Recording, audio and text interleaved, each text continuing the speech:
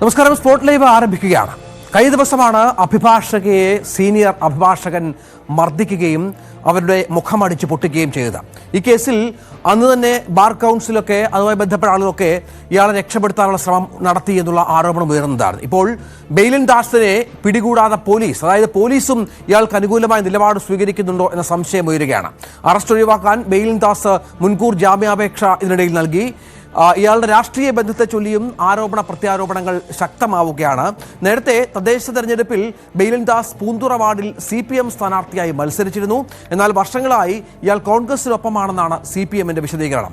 Bar അസോസിയേഷനിലും കോൺഗ്രസും BJPയും ഉൾപ്പെട്ട സംഘടനയിലാണ് ഇയാൾ പ്രവർത്തിക്കുന്നതെന്നും CPM ആരോപിക്കുന്നുണ്ട്. ഏതായാലും ഇയാളുടെ രാഷ്ട്രീയ ബന്ധങ്ങളിലേക്ക് വരാം. അതിനു മുൻപ് അരുണ്, ആദ്യം ബാർ അസോസിയേഷനൊക്കെ ഇടപെട്ട് ഇയാൾക്ക് ചില അനുകൂലമായ കാര്യങ്ങൾ ചെയ്തു എന്നുള്ള ആരോപണം ഉയർന്നിരുന്നു. പിന്നീട് നൽകിയ പരാതിയിലൊന്നും ഈ യുവ അഭിഭാഷക ഇക്കാര്യം ചൂണ്ടിക്കാട്ടിയിരുന്നില്ല എങ്കിൽ പോലും ആദ്യഘട്ടത്തിൽ അങ്ങനെ ആരോപണം ഉണ്ടായിരുന്നു.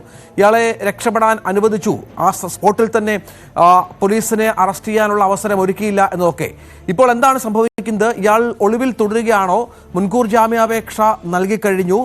ഇയാളെ സംരക്ഷിക്കാൻ ഒരുപാട് ശ്രമങ്ങൾ നടക്കുന്നുണ്ട് എന്നുള്ളതാണോ? തീർച്ചയായിട്ടും ബെയിലിൻ ദാസിനെ സംരക്ഷിക്കാൻ വലിയ ശ്രമങ്ങൾ നടക്കുന്നുണ്ട്. അയാൾക്ക് സംരക്ഷണം വലിയ രീതിയിൽ ആദ്യഘട്ടം മുതൽ ലഭിച്ചിരുന്നു. ആദ്യം അഭിഭാഷക തന്നെയാണ് ഒരു വനിതാ അഭിഭാഷകയെ ഈ രീതിയിൽ മർദ്ദിച്ച ബെയിലിൻ ദാസിനെ അറസ്റ്റ് ചെയ്തതിന് പോലീസിനെ തടഞ്ഞത്, വിലക്കിയത് അഭിഭാഷക സംഘടനാ നേതാവ് ബാർ അസോസിയേഷൻ സെക്രട്ടറിയുടെ നേതൃത്വം തന്നെയായിരുന്നു. പിന്നീട് ഇവർ അത് നിഷേധിക്കുന്നുവെങ്കിലും പോലീസിനെ അവിടെ കയറാനോ അഭിഭാഷക അറസ്റ്റ് ചെയ്യാനോ അനുവദിച്ചില്ല. അതിനുശേഷം പോലീസിന് ഇയാളെ തൊടാൻ പോലും കഴിയുന്നുമില്ല. ഒളിവിലാണെന്ന് മാത്രം പോലീസ് പറയുന്നു. പക്ഷേ ഇയാൾക്ക് ജാമ്യം കിട്ടുന്നതുവരെ, ഈ മുൻകൂർ ജാമ്യം കിട്ടുന്നതുവരെ ഒളിവിൽ തുടരുമോ, അതിന് മുന്നോടി പോലീസ് അറസ്റ്റ് ചെയ്യാൻ കഴിയുമോ എന്ന ചോദ്യമാണ് ഉയരുന്നത്. ഇന്ന് ഇയാൾ ജാമ്യാപേക്ഷ നൽകിയിട്ടുണ്ട്. നാളെ കോടതി അത് പരിഗണിക്കും. ഒരുപക്ഷെ അയാൾക്ക് ജാമ്യം ലഭിച്ചേക്കാം, ഇല്ലെങ്കിൽ ജാമ്യം തള്ളിയേക്കാം. ഏതായാലും ബെയിലിൻ ദാസിന് വലിയൊരു പിന്തുണ അഭിഭാഷക സമൂഹത്തിന് തന്നെ ഉണ്ട് എന്നത് വ്യക്തമാണ്. അല്പസമയം മുമ്പ് ബാർ അസോസിയേഷന്റെ യോഗം ചേർന്നിരുന്നു. ആ യോഗത്തിലും ചേരിതിരിഞ്ഞുള്ള തർക്കമുണ്ടായി എന്നാണ് നമുക്ക് ലഭിക്കുന്ന സൂചന. ഒരു വിഭാഗം ബെയിലിൻ ദാസിനെ പിന്തുണച്ചു, മറുവിഭാഗം അയാൾക്ക് നടപടി വേണമെന്ന് ആവശ്യപ്പെട്ടു. അത് മാത്രമല്ല, ഈ വിഷയത്തിൽ ഒരു സംഘടന, CPM അനുകൂല സംഘടനയുടെ നിലപാടുകൾക്കെതിരെയും വിമർശനമുണ്ടായി. CPM ഇത് ഹൈജാക്ക് ചെയ്യാൻ ശ്രമിച്ചു, വിഷയം ഹൈജാക്കാൻ ചെയ്യാൻ ശ്രമിച്ചു എന്ന വിമർശനമാണ് മറ്റു സംഘടനകൾ ഉന്നയിച്ചത്. ഏതായാലും ഈ സാധാരണഗതിയിൽ ഏതെങ്കിലും അഭിഭാഷകർക്കെതിരെ ക്രിമിനൽ കേസ് വരുമ്പോൾ അവരെ അറസ്റ്റ് ചെയ്യാൻ പോലീസ് സാധിക്കാറില്ല. ഒന്നുകിൽ അഭിഭാഷക സ്വമേധയാ കോടതിയിൽ കീഴടങ്ങും, അവിടെ നിന്ന് ജാമ്യം കിട്ടുകയോ അല്ലെങ്കിൽ ജയിലിലേക്ക് പോവുകയോ ചെയ്യും. അല്ലാതെ പോലീസ് അറസ്റ്റ് ചെയ്യാൻ എപ്പോൾ ശ്രമിച്ചിട്ടുണ്ടോ അപ്പോഴൊക്കെ, പ്രത്യേകിച്ച് വഞ്ചൂർ കോടതിയിൽ വലിയ സംഘർഷം ഉണ്ടായിട്ടുണ്ട്. പോലീസുകാർക്ക് അവിടെ കയറാൻ പോലും അനുവദിക്കാതെ കയറിയ പോലീസുകാരെ അതിക്രൂരമായി മർദ്ദിച്ച സംഭവങ്ങളൊക്കെ വഞ്ചൂർ കോടതിയിൽ നേരത്തെയും ഉണ്ടായിട്ടുള്ളതാണ്. CISF RPF ഉദ്യോഗസ്ഥർക്കുമൊക്കെ ആ രീതിയിൽ വലിയ മർദ്ദനമേറ്റിട്ടുണ്ട്. ഇവിടെയും ഈ അഭിഭാഷകർ തങ്ങളുടെ വർഗ്ഗബോധം കാണിക്കുന്നു എന്നാണ് പറയുന്നത്. പക്ഷേ വർഗ്ഗബോധം കാണിക്കുമ്പോഴും എതിർവശത്തുള്ളതും ഒരു അഭിഭാഷകയാണ് എന്ന കാര്യം കൂടി മറന്നുകൊണ്ടാണ് ബെയിലിൻ ദാസിനെ സംരക്ഷിക്കാൻ ഇപ്പോൾ ഈ അഭിഭാഷക സംഘടനകൾ ശ്രമിക്കുന്നത്. പക്ഷേ അങ്ങനെ ശ്രമിക്കുന്നില്ല. പൂർണ്ണമായും ഈ ഇരയ്ക്കൊപ്പമാണ്, ഈ പെൺകുട്ടിക്കൊപ്പമാണ് എന്ന, ഷാമിലിക്കൊപ്പമാണെന്ന് അവർ അവകാശപ്പെടുന്നുമുണ്ട്. ഏതായാലും പോലീസും വലിയ വീഴ്ചയാണ് വരുത്തുന്നത്. ഇങ്ങനെ ഇത്രയധികം ക്രൂരമായ ഒരു പെൺകുട്ടിയെ മർദ്ദിച്ച കേസിലെ പ്രതിയെ പിടികൂടാൻ പോലീസിനും കഴിയുന്നില്ല. അഭിഭാഷകർ തടഞ്ഞുകൊണ്ടാണ് അറസ്റ്റ് ചെയ്യാൻ കഴിയാത്തതെന്ന പോലീസ് വാദവും ആ രീതിയിൽ അംഗീകരിക്കാൻ, അത് മുഖവിലേക്ക് എടുക്കാൻ കഴിയില്ല. കാരണം എന്ത് പ്രശ്നമുണ്ടായാലും ഇതുപോലൊരു കേസിലെ പ്രതിയെ പോലീസ് അറസ്റ്റ് ചെയ്യേണ്ടതല്ലേ എന്ന ചോദ്യമാണ് ഉയരുന്നത്. ഏതായാലും ബെയിലിൻ ദാസിന് വലിയ സംരക്ഷണം കിട്ടുന്നുണ്ട്. അത് എവിടെ നിന്നാണെന്ന് ആണ് വ്യക്തമാക്കേണ്ടത്. അഭിഭാഷകരുടെ വലിയൊരു പിന്തുണ അയാൾക്കുണ്ട്, അതിനപ്പുറത്തേക്കുള്ള പിന്തുണ അയാൾക്ക് കിട്ടുന്നു എന്നാണ് അറിയേണ്ടത്. അത്തരം വിമർശനങ്ങൾ ഇതിനകം ഉയർന്നു വന്നു കഴിഞ്ഞു. ഈ ബെയിലിൻ ദാസ് എവിടെയാണ് എന്നുള്ളതാണല്ലോ. കാരണം പൂന്തുറ സ്വദേശിയാണ് ഇയാൾ, അവിടെ കുറേ ബന്ധങ്ങളൊക്കെയുള്ള ആളാണ്, സംരക്ഷിക്കാൻ ആളുണ്ടാകും. നേരത്തെ CPMൽ പ്രവർത്തിച്ചിരുന്നു, ഇപ്പോൾ BJPയുടെയും കോൺഗ്രസിൻ്റെയൊക്കെ ഭാഗമാണ് എന്ന് പറയുന്നു. അപ്പോൾ എല്ലാ രാഷ്ട്രീയ കക്ഷികളുമായി ബന്ധപ്പെട്ടുള്ള പിന്തുണയും സഹായമൊക്കെ അയാൾ ലഭിക്കും.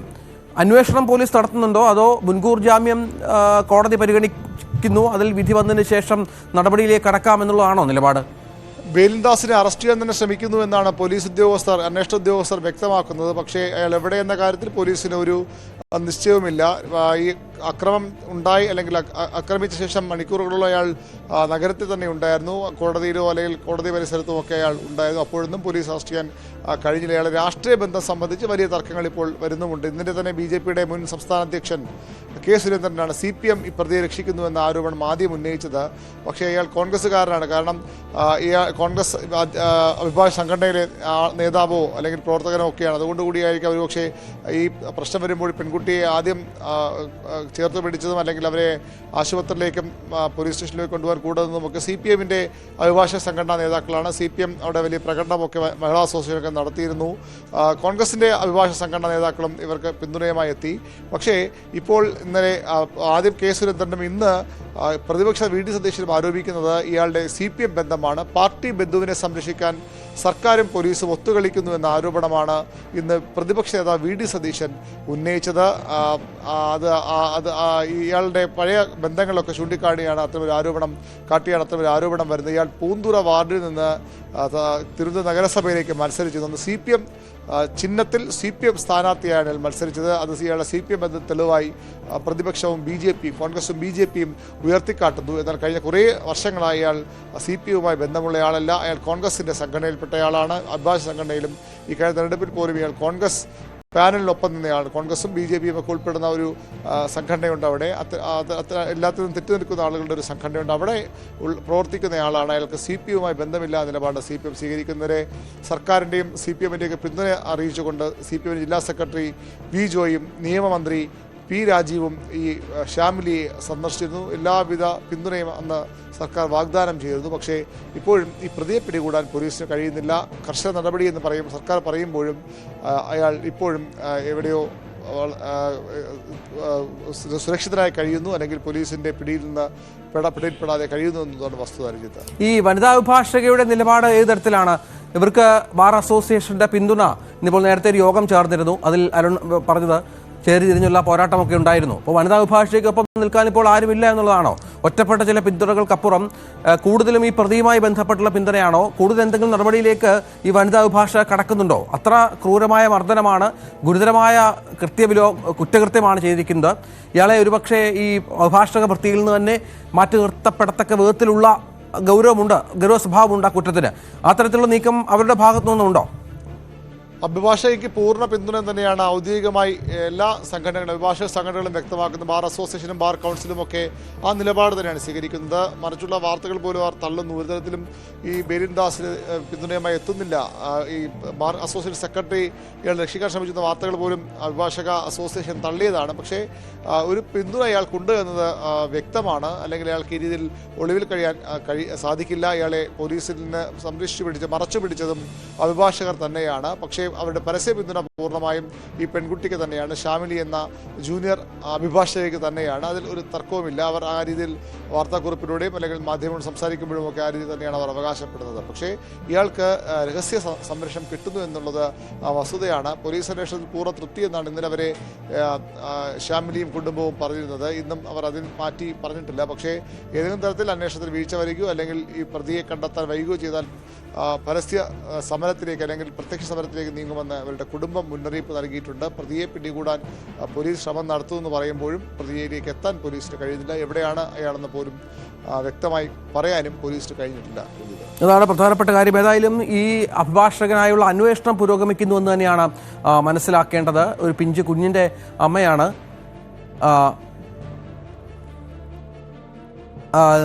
ബെയ്ലിൻ ദാസ് എന്ന പ്രതി പൂന്തുറ വാർഡിൽ CPMന്റെ സ്ഥാനാർത്ഥിയായി മത്സരിച്ചിരുന്നു. അപ്പോൾ CPM ബന്ധം, രാഷ്ട്രീയ ബന്ധം പറയുന്നുണ്ട്. അതേസമയം CPM ആരോപിക്കുന്നത് ഇയാൾ കോൺഗ്രസും BJPക്കാരനുമായി നിൽക്കുന്ന ആളാണ് എന്നുള്ളതാണ്. ഇപ്പോൾ ഈ നിലപാടിൽ ബാർ അസോസിയേഷൻ യോഗത്തിൽ എന്താണ് സംഭവിച്ചത് അരുണ്? ഈ വിഷയം തന്നെ ആയിരുന്നോ ഗൗരവതരമായി ചർച്ചയായത്? ഇതിൽ എന്ത് നിലപാടിനാണ് മുൻകൈയും മേൽക്കൈയും മറ്റും ലഭിച്ചത്? ബാർ അസോസിയേഷൻ്റെ അടിയന്തര ജനറൽ ബോഡിയാണ് ചേർന്നത്. അതിൽ പ്രധാനമായും പറഞ്ഞത് ഈ ബാർ അസോസിയേഷൻ്റെ പിന്തുണ ഈ പെൺകുട്ടിക്കല്ല എന്ന ആരോപണങ്ങളെ പൂർണ്ണമായും തള്ളിക്കളയുകയാണ് ഇന്നത്തെ യോഗത്തിൽ ഉണ്ടായത്. അവിടെ ഇപ്പോഴത്തെ സെക്രട്ടറിയെ മനഃപൂർവ്വം ഇതിൽ കുറ്റക്കാരനാണ് അല്ലെങ്കിൽ പ്രതി രക്ഷപ്പെടാൻ സെക്രട്ടറി വരുത്തിയെടുക്കാൻ ശ്രമങ്ങളുണ്ടായി. അതിനെതിരെ വലിയ പ്രതിഷേധമുണ്ടായിരുന്നു. അതിനൊപ്പം തന്നെ ഇയാൾക്കുള്ള പിന്തുണയായി കൂടി ചില ആളുകൾ സംസാരിച്ചു എന്നാണ് നമുക്ക് അറിയാൻ കഴിയുന്നത്. ബേരിൻ ദാസിനും അതുപോലെ ഈ വെള്ളക്കടം മുരളീധരൻ അസോസിയേഷൻ സെക്രട്ടറിക്കും അനുകൂലമായ ചില നിലപാടുകൾ അവിടെ ഉണ്ടായി. രാഷ്ട്രീയമായ ഒരു ചേരിതിരിവ് അവിടെ ഈ അസോസിയേഷൻ്റെ യോഗത്തിലുണ്ടായി എന്നാണ് നമുക്കിപ്പോൾ ലഭിക്കുന്ന വിവരം. ഈ CPM ഈ വിഷയത്തെ, CPMൻ്റെ അഭിഭാഷക സംഘടന ഈ വിഷയത്തെ ഏറ്റെടുക്കാൻ ശ്രമിച്ചു, അല്ലെങ്കിൽ അതിനെ അവരുടെ വിഷയമാക്കി മാറ്റാൻ ശ്രമിച്ചു. ഇവരുടെ വാട്സാപ്പ് ഗ്രൂപ്പിലുമൊക്കെ വലിയ പരിഹാസം CPMൻ്റെ സംഘടനാ നേതാക്കൾക്കെതിരെയൊക്കെ ഉയരുന്നുണ്ട്. ഈ ഇത്തരത്തിലുള്ള ഒരു രാഷ്ട്രീയമില്ലാതിരുന്ന വിഷയത്തിൽ ഷാമിലി അഡ്വക്കേറ്റ് ഗീനാകുമാരി പൊതിഞ്ഞു പിടിച്ചു കൊണ്ടുപോയി അവരെ സംരക്ഷിക്കാൻ ശ്രമിച്ചു, അവരുടെ ഇടയിലേക്ക് പോയി. അപ്പോൾ പൂർണ്ണമായും ഇത് അവരുടെ ഒരു വിഷയമാക്കി CPM മാറ്റി, CPM അഭിഭാഷക സംഘടന മാറ്റി എന്ന ആരോപണമൊക്കെ തർക്കങ്ങളൊക്കെ ഇവരുടെ ഗ്രൂപ്പുകളിൽ വരുന്നുണ്ട്. അത് ആ രീതിയിൽ കൊണ്ടുപോകേണ്ട കാര്യമില്ല. ഈ മാധ്യമങ്ങളെ ഉൾക്കൊള്ളിച്ചൊരു വലിയ അമർഷം അഭിഭാഷകർക്കുണ്ട്. കാരണം നമുക്കറിയാം, തിരുവനന്തപുരത്ത് മാധ്യമങ്ങളെ കയറാൻ പോലും സാധിക്കാത്ത ഒരു പ്രദേശമാണ് വഞ്ചൂർ കോടതി മാധ്യമങ്ങൾക്ക് വർഷങ്ങളായി അപ്രഖ്യാപിത വിലക്കുണ്ട്. കോടതിയും സർക്കാരും ഒക്കെ ഇടപെട്ടിട്ടും ആ വിലക്ക് മാറ്റാൻ, അല്ലെങ്കിൽ അവിടേക്ക് മാധ്യമങ്ങൾക്ക് പോകാനുള്ള അനുമതി, അവസരം ഈ തിരുവനന്തപുരത്തെ അഭിഭാഷക സംഘടനകൾ നൽകിയിട്ടില്ല. അങ്ങനെ ആ വിഷയത്തിൽ മാധ്യമങ്ങൾ കൂടി വന്നതാണ് അഭിഭാഷകർ ഇപ്പോൾ ചൊടിപ്പിക്കുന്നത്. മാധ്യമങ്ങൾക്ക് ഒരു അവസരം ഉണ്ടാക്കി കൊടുക്കുകയാണ് ഞങ്ങളുടെ പ്രശ്നങ്ങൾ തീർക്കാൻ. അതാണ് അവരുടെ ഏറ്റവും വലിയ പ്രശ്നം. ഈ അഭിഭാഷകർക്ക് ഇപ്പോൾ മർദ്ദനമേറ്റതോ അല്ലെങ്കിൽ അവർക്ക് ഈ ഒരു ദുരന്തം ഉണ്ടായതിൻ്റെ അപ്പുറത്തേക്ക് മാധ്യമങ്ങൾ ഈ വിഷയം ഏറ്റെടുക്കുന്നു, അത് വാർത്തയാകുന്നു, അത് അഭിഭാഷക സമൂഹത്തെ അപമാനിക്കലാണ് തുടങ്ങിയ ചർച്ചകളാണ് അവരുടെ വാട്സാപ്പ് ഗ്രൂപ്പുകളിലും അവരുടെ യോഗങ്ങളിലും ഒക്കെ പൊതുവിൽ ഇപ്പോൾ ഉയരുന്നത്. പ്രതിയെ സംരക്ഷിക്കില്ല എന്ന് പരസ്യമായി പറയുമ്പോഴും പ്രതിക്കും വലിയ ശക്തമായ പിന്തുണ ഇവരുടെ ഭാഗത്തുണ്ടാകുന്നു എന്നത് വസ്തുതയാണ്. അതാണ് പ്രധാനപ്പെട്ട സാഹചര്യം. ഏതായാലും പിന്തുണ ഉണ്ടാകുന്നു, രാഷ്ട്രീയമായ ഇയാളുടെ ബന്ധങ്ങൾ ചർച്ച ചെയ്യപ്പെടുന്നു. അങ്ങനെ ഒരുപാട് ഘടകങ്ങൾ കൂടിച്ചേർന്നാണ് ഇപ്പോൾ ചർച്ചകൾ പുരോഗമിക്കുന്നത് എന്നുള്ളതാണ് ഏറ്റവും പ്രധാനപ്പെട്ട കാര്യം. പക്ഷേ ബാർ അസോസിയേഷൻ യോഗത്തിലും രണ്ടു ചേരിയായി തിരിഞ്ഞ് ഈ വിഷയത്തിൽ പോരാട്ടമുണ്ടായി എന്നാണ് മനസ്സിലാക്കേണ്ടത്. ഏതായാലും ഇയാൾ ഒളിവിലാണ്. പ്രതിയായ ബെയിലിൻ ദാസ് ഒളിവിലാണ്. ഇയാളെക്കുറിച്ചുള്ള അന്വേഷണം പോലീസ് തുടരുകയാണ്. ഇതിനിടയിൽ പോലീസ് അടക്കം ഇയാളെ സംരക്ഷിക്കുന്നുണ്ടോ എന്നുള്ള തരത്തിലുള്ള ചില വിമർശനങ്ങളും ഉയരുന്ന പശ്ചാത്തലമുണ്ട്. BV അരുണാണ് ഏറ്റവും പുതിയ വിവരങ്ങൾ പങ്കുവച്ചത്. മറ്റു വാർത്ത, കഴിഞ്ഞ ദിവസം G. സുധാകരൻ നടത്തിയ ഒരു പ്രസ്താവന, അത് പിന്നീട് വിവാദമായതാണ്. തെരഞ്ഞെടുപ്പിൽ കൃത്രിമം നടത്തിയിട്ടുണ്ടെന്ന മുൻ മന്ത്രി G. സുധാകരന്റെ വെളിപ്പെടുത്തലിൽ അന്വേഷണം പ്രഖ്യാപിച്ചിരിക്കുകയാണ് ഇപ്പോൾ മുഖ്യ തെരഞ്ഞെടുപ്പ് കമ്മീഷണർ ഓഫീസർ. സംഭവത്തിൽ FIR ഇട്ട് കേസെടുക്കുവാനും അടിയന്തര നടപടി സ്വീകരിക്കുവാനും ജില്ലാ കളക്ടർക്ക് നിർദ്ദേശം നൽകിയിട്ടുണ്ട്. പാർട്ടി സ്ഥാനാർത്ഥിക്കായി തപാൽ വോട്ടുകൾ പൊട്ടിച്ച് തിരുത്തൽ വരുത്തിയിട്ടുണ്ടെന്നായിരുന്നു സുധാകരന്റെ വെളിപ്പെടുത്തൽ. സുധാകരന്റെ വാക്കുകളിലേക്ക്. നിങ്ങളുടെ എല്ലാം MSCPയുടെ വലിയ നേതാവായിരുന്ന KS ദേവദാസ് ഇവിടെ പാർലമെന്റിൽ ആരും അറിയത്തില്ല അദ്ദേഹത്തെ. ആ ഇലക്ഷൻ പോസ്റ്റർ ബാലറ്റ്, അപ്പൊ നമ്മൾ വിചാരിച്ചിരുന്ന ഒരുപാട് പോസ്റ്റർ ബാലറ്റ് ഇട്ടു സാറിന്. അപ്പൊ എല്ലാം ദേശീയ ഞങ്ങൾ പൊട്ടിച്ചത് ഒട്ടിക്കാൻ പ്രയാസമില്ല. 15% വോട്ട് ചെയ്തത് അപ്പുറത്തായിരുന്നു കിട്ടിയത്. അതൊക്കെ തെറ്റായ കാര്യം. ഇത് എന്റെ പേര് കേസെടുത്താലും കുഴപ്പമൊന്നുമില്ല. ഇതായിരുന്നു സുധാകരന്റെ പരാമർശം. പോസ്റ്റൽ വോട്ടുകൾ പൊട്ടിച്ചു, തുടർന്ന് അത് പൊട്ടിച്ചാൽ പിന്നെ തിരിച്ചൊട്ടിക്കാനൊന്നും പ്രയാസമില്ല. അത് തങ്ങളുടെ ഇഷ്ടത്തിനനുസരിച്ച് തങ്ങളുടെ സ്ഥാനാർത്ഥിക്കായി വോട്ട് രേഖപ്പെടുത്തിയ ശേഷം തിരിച്ചൊട്ടിച്ച് തെരഞ്ഞെടുപ്പിൽ ഉപയോഗിച്ചു എന്നുള്ളതാണ് ഗൗരവമുള്ള പരാമർശമാണ്. അതും ഉത്തരവാദിത്തപ്പെട്ട ഒരാൾ, സംസ്ഥാനത്ത് മന്ത്രിയായിരുന്നു, ദീർഘകാലം രാഷ്ട്രീയ രംഗത്തുണ്ട്, MLA ആയിരുന്ന ആൾ, ഇപ്പോൾ സജീവമായി പൊതുപ്രവർത്തന രംഗത്തുള്ള ആൾ കൂടിയാണ്. സഹിത്ത് ഇതിൻ്റെ ഒരു ഇംപ്ലിക്കേഷൻ, ഇതിൻ്റെ ഒരു വല്ലാത്തൊരു തരത്തിലാണല്ലോ ഈ വിഷയത്തെ കാണേണ്ടത്. പ്രത്യേകിച്ച് തെരഞ്ഞെടുപ്പ് കമ്മീഷൻ ഗൗരവമായി ഇതിനെ കാണുന്നുണ്ട് എന്നാണ് പുതിയ നടപടിയിൽ നിന്നും വ്യക്തമാകുന്നത്, അല്ലേ? തീർച്ചയായും രജിത്ത്, നമ്മൾ ഓർത്തെടുക്കേണ്ടത് CPMൽ ഇത് ആദ്യ അനുഭവമല്ല എന്നതാണ്. കാരണം മുമ്പും നേതാക്കൾ ഇത്തരം വിവാദ പ്രസ്താവനകൾ കഴിഞ്ഞ കാലങ്ങൾ ഓർമ്മപ്പെടുത്തി നടത്തിയ വിവാദ പ്രസ്താവനകളിൽ CPM സംസ്ഥാന നേതൃത്വം കുടുങ്ങിയിട്ടുണ്ട്. MM മണിയുടെ പ്രസ്താവന ഉണ്ടാക്കിയ വലിയ കോലാഹലം നമുക്കറിയാം. എന്തായാലും G. സുധാകരൻ ഇന്നലെ നടത്തിയ ഈ പ്രസംഗം അത് വിവാദമാകുമെന്നത് മുന്നിൽ കണ്ടുകൂടിയാവാം അദ്ദേഹം ആ വാക്കുകൾ ഉപയോഗിച്ചതെന്ന് വേണം കരുതാൻ. എന്തായാലും അത് രാഷ്ട്രീയ വിവാദത്തിനപ്പുറം വലിയ നിയമ നടപടികളിലേക്ക് പോകുന്നു എന്നതാണ് ഇപ്പോഴത്തെ സാഹചര്യം. കാരണം തെരഞ്ഞെടുപ്പ് കമ്മീഷൻ അതീവ ഗൗരവത്തോടെയാണ് ഈ വിഷയത്തെ കാണുന്നത്. അതീവ ഗൗരവമുള്ളത് എന്നതാണ് തന്നെയാണ് അവർ നടത്തുന്ന നീക്കം. ആലപ്പുഴ ജില്ലാ കളക്ടറോട് വിശദീകരണം തേടിയിട്ടുണ്ട്. രണ്ട് കാര്യങ്ങളാണ്. ഒന്ന്, സുധാകരൻ പറയുന്ന ഈ കാലഘട്ടത്തിൽ നടന്ന സാഹചര്യം എന്താണ്, അന്ന് എന്തെങ്കിലും സംശയമോ സാഹചര്യങ്ങളോ ഇക്കാര്യത്തിൽ ഉണ്ടായിട്ടുണ്ടോ എന്ന കാര്യം റിപ്പോർട്ട് നൽകണം. മറ്റൊന്ന്, ഇത് നടത്തിയ ഏത് പ്രസ്താവനയാണ്, ഏത് സാഹചര്യത്തിലായിരുന്നു ഈ പ്രസ്താവന, ഇത് സംബന്ധിച്ചുള്ള റിപ്പോർട്ടും ജില്ലാ കളക്ടർ നൽകണം. എന്തായാലും ഈ വാക്കുകളുടെ അടിസ്ഥാനത്തിൽ, ഈ പരാമർശത്തിന്റെ അടിസ്ഥാനത്തിൽ കേസെടുക്കാനുള്ള നിർദ്ദേശം ഇതിനകം തന്നെ പോയി കഴിഞ്ഞു എന്നാണ് നമ്മൾ മനസ്സിലാക്കുന്നത്. അങ്ങനെയെങ്കിൽ കർശനമായ വലിയ നീക്കമാണ് ഇതിലുണ്ടാവുന്നത്. പക്ഷേ ഇതിന്റെ തുടർ നിയമ നടപടികൾ, അതിന്റെ തെളിവുകൾ, അതിന്റെ സാഹചര്യം അതൊക്കെ സംശയകരമാണ്, എങ്ങനെ മുന്നോട്ട് പോകുമെന്നത്. പക്ഷേ ഇത് ആ തരത്തിൽ സുധാകരന് വെല്ലുവിളി ഉണ്ടാക്കുന്നു എന്നതാണ് സാഹചര്യം. മറ്റൊന്ന്, ഇത് സുധാകരന് മാത്രമല്ല വെല്ലുവിളി, CPM സംസ്ഥാന നേതൃത്വം തന്നെയാണ് ഇതിൽ വെട്ടിലാവുന്നത് എന്നതാണ്. കാരണം CPM-നെതിരെ നേരത്തെയും ഉയർന്ന ആരോപണമാണ് തെരഞ്ഞെടുപ്പ് അട്ടിമറിക്കാൻ നീക്കങ്ങൾ നടത്തുന്നു, ബൂത്ത് പിടിക്കുന്നു, അല്ലെങ്കിൽ തെരഞ്ഞെടുപ്പ് രീതികൾ അട്ടിമറിക്കാൻ ശ്രമം നടത്തുന്നു തുടങ്ങിയ ആക്ഷേപങ്ങൾ നേരത്തെ ഉള്ളതാണ്.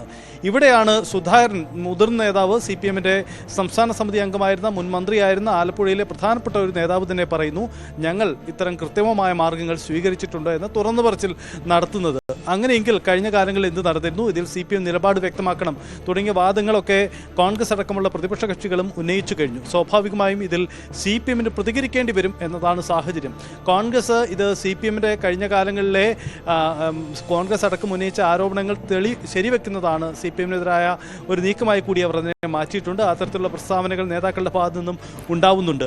അതേസമയം CPM-ൽ ഇത് സുധാകരനപ്പുറത്തേക്ക് മറ്റ് നേതാക്കൾ ആരും ഇത് പറഞ്ഞിട്ടില്ല എന്ന സാഹചര്യമാണ്. സുധാകരന്റെ തുടർ പ്രതികരണവും ഉണ്ടായിട്ടില്ല. ഇപ്പോൾ കേസെടുക്കാനുള്ള ഈ നീക്കത്തിലടക്കം സുധാകരന്റെ തുടർ പ്രതികരണങ്ങൾ വരുമെന്ന് നമുക്ക് പ്രതീക്ഷിക്കുന്നു. CPM നേതാക്കളും നിലപാട് വ്യക്തമാക്കിയിട്ടില്ല. എന്തായാലും സുധാകരൻ ഇപ്പോൾ നടത്തിയിരിക്കുന്ന പ്രസ്താവന ഉണ്ടാക്കുന്ന രാഷ്ട്രീയ വിവാദം ചെറുതല്ല എന്ന് മാത്രമല്ല, അത് വലിയ നിയമപ്രശ്നത്തിലേക്കും മാറുന്നു എന്നതാണ് നിലവിലെ സാഹചര്യം.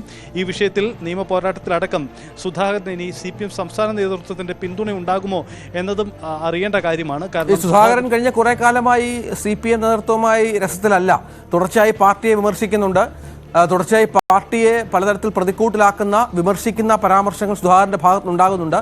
പക്ഷേ നമുക്കറിയാം, പോളിറ്റ് ബ്യൂറോ അംഗം MA ബേബി, പോളിറ്റ് ബ്യൂറോ ഇപ്പോഴത്തെ ജനറൽ സെക്രട്ടറി MA ബേബി ഈ സ്ഥാനത്തെത്തിയതിനു ശേഷം അദ്ദേഹം അവിടെ എത്തി സുധാകരനെ കാണുകയും ഒരു അനുനയ ശ്രമമൊക്കെ നടത്തുകയും ചെയ്തു. അതിനുശേഷവും പാർട്ടിയെ ലക്ഷ്യം വെച്ചല്ല എങ്കിൽ പോലും ഇത്തരത്തിലുള്ള ചില തുറന്ന പറച്ചിലുകൾ നടത്തുന്നത് സ്വാഭാവികമായും CPM-ന് ചില്ലറ ആയിരിക്കില്ല അലോസരപ്പെടുത്തുന്നത്. സൈത്ത്, അതെ, അതാണ് പ്രധാനപ്പെട്ട കാര്യം രഞ്ജിത്ത്. കാരണം CPM നേതൃത്വവുമായി അത്ര അടുപ്പത്തിലല്ല സുധാകരൻ എന്നത് നമുക്കറിയാം. പാർട്ടിയെ വെട്ടിലാക്കുന്ന പ്രസ്താവനകൾ മുമ്പും നടത്തിയിട്ടുണ്ട്. പാർട്ടിക്കെതിരായ വിമർശനമുണ്ട്. അത് മന്ത്രിമാർക്കെതിരായ വിമർശനവും മുഖ്യമന്ത്രിക്കെതിരായുമൊക്കെ രംഗത്ത് വരാൻ സുധാകരൻ പലപ്പോഴും തയ്യാറായിട്ടുണ്ട്. അങ്ങനെ CPM നേതൃത്വവുമായി ഒരു അകൽച്ചയിൽ നിൽക്കുന്നതിനിടയിലാണ് ഇത്തരമൊരു നീക്കമുണ്ടായത്. MA ബേബിയെ പോലെയുള്ളവർ സുധാകരനെ കണ്ട് കാര്യങ്ങൾ ഒപ്പം നിർത്താൻ ശ്രമിച്ചെങ്കിൽ കൂടിയും ആ അകലം അത്ര ഇപ്പോഴും അകന്നു തന്നെ നിൽക്കുന്നു എന്നതാണ് സാഹചര്യം. അതുകൊണ്ട് സുധാകരനെ തള്ളിപ്പറയേണ്ടി വരും CPM-ന് എന്നതാണ് ഇപ്പോഴത്തെ സാഹചര്യം. അതെങ്ങനെ ഉണ്ടാകുമെന്നതാണ്. ഒരുപക്ഷെ CPM ഇത് വിവാദമാക്കേണ്ടതില്ല, അത് തുടർ പ്രതികരണങ്ങളിലേക്ക് പോവേണ്ടതില്ല എന്ന നിലപാടെടുത്തേക്കാം. പക്ഷേ ഇതിൽ നിയമപ്രശ്നങ്ങൾ ഉണ്ടാവുന്നത് കൊണ്ട് തന്നെ ഇക്കാര്യത്തിൽ നിലപാടെടുക്കേണ്ടി വരും. ഒരുപക്ഷെ പരസ്യ പ്രസ്താവന തന്നെ നടത്തേണ്ടി വരും. എന്തായാലും സുധാകരൻ തുറന്നുവിടുന്നത് ഒരു വലിയ പ്രതിസന്ധി കൂടിയാണ് എന്നതാണ് സാഹചര്യം.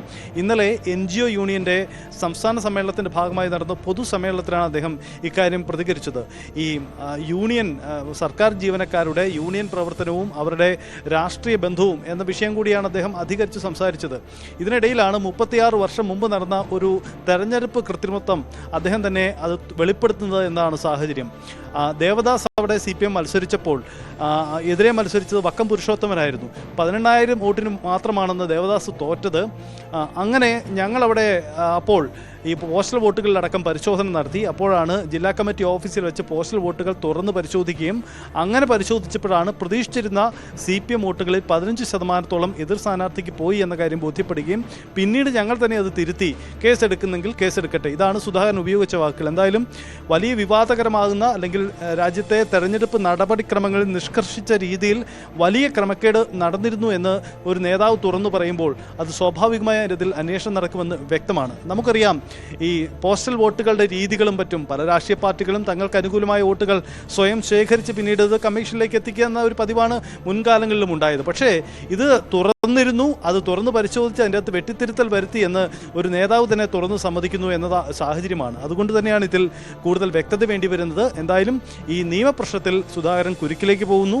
അതിൽ തുടർ നടപടി എന്നത് കമ്മീഷന്റെ ഭാഗത്തു നിന്നും ഉണ്ടാകും. എന്തായാലും ജില്ലാ കളക്ടറുടെ റിപ്പോർട്ടിനെ അധികരിച്ചുകൊണ്ടുള്ള തുടർ നീക്കങ്ങളാവും തെരഞ്ഞെടുപ്പ് കമ്മീഷനിൽ നിന്നും ഉണ്ടാവുക. ഈ സുധാകരന്റെ ഈ പ്രസ്താവനയ്ക്ക് ശേഷം ഇപ്പോൾ ഏറ്റവും പുതിയ വാർത്ത വരുന്നത് സൈത്ത് അമ്പലപ്പുഴ തഹസിൽദാർ സുധാകരന്റെ മൊഴിയെടുക്കും എന്നുള്ളതാണ്.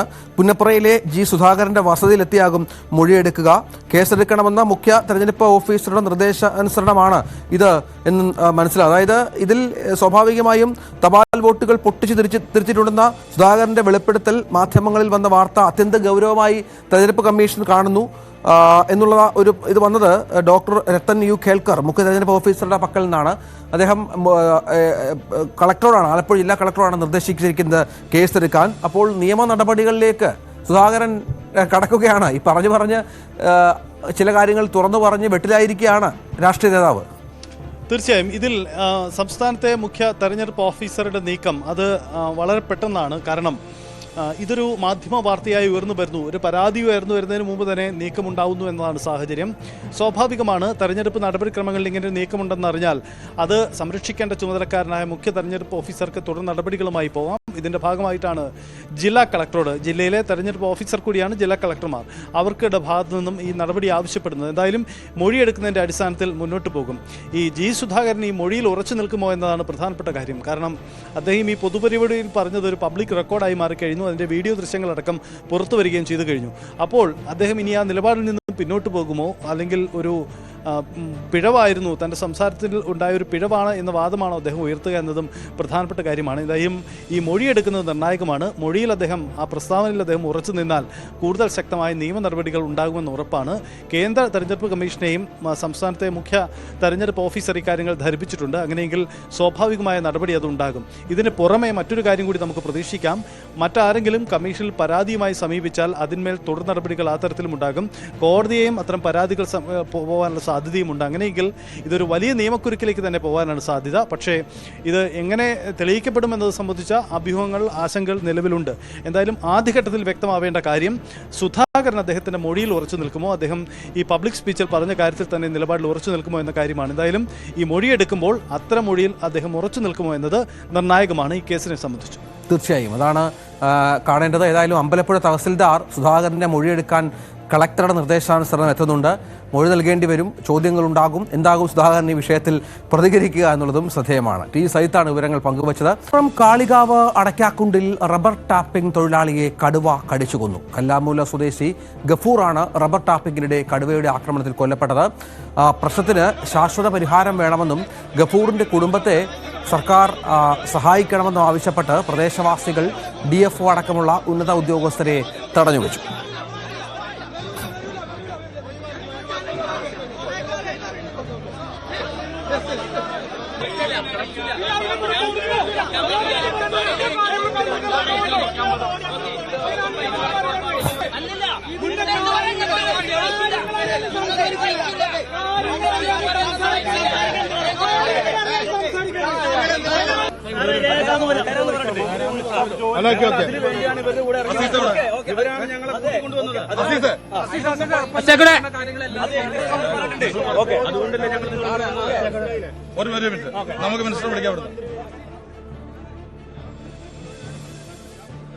മന്ത്രി MLA AP അനിൽകുമാറിന്റെ സാന്നിധ്യത്തിൽ ഉറപ്പുകൾ എഴുതി നൽകിയ ശേഷമാണ് മൃതദേഹം വിട്ടു നൽകാൻ ജനങ്ങൾ തീരുമാനിച്ചത്.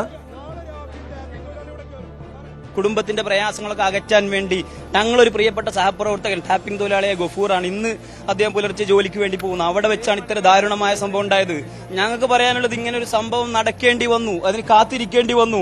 ഇതിനു മുമ്പ് ഒരു സഹപ്രവർത്തകന്റെ 5ഓളം ആടുകൾ ഇവിടുന്ന് കൊണ്ടുപോയിട്ടുണ്ട്, ഒരു പട്ടിയെ കൊണ്ടുപോയിട്ടുണ്ട്. ഇവിടുന്ന് പട്ടിനെ കൊണ്ടുപോയി. ഞാൻ പറഞ്ഞു, ഇവിടെ അധികൃതരോട് പറഞ്ഞു തെളിവ് വേണം. പിന്നെ അധികൃതരോട് പഞ്ചായത്ത് പറയുമ്പോൾ അവരും തന്നെ ഇത് ഞങ്ങൾ അവിടെ പറഞ്ഞിട്ടുണ്ട് എന്ന് പറയുന്നല്ലാതെ തീരുമാനം എടുക്കാൻ ചോദിക്കുന്നത് നമുക്ക് തെളിവ് കൊടുക്കണം. ഒരു പട്ടിനെ കൊണ്ടുപോയ തെളിവ് കൊടുക്കണം. എന്ത് തെളിവാ? ഞങ്ങൾ ഒരു കുഞ്ഞിനെ കൊണ്ടുപോയത് എന്ത് തെളിവാ നമുക്ക് കൊടുക്കാൻ കഴിയാ?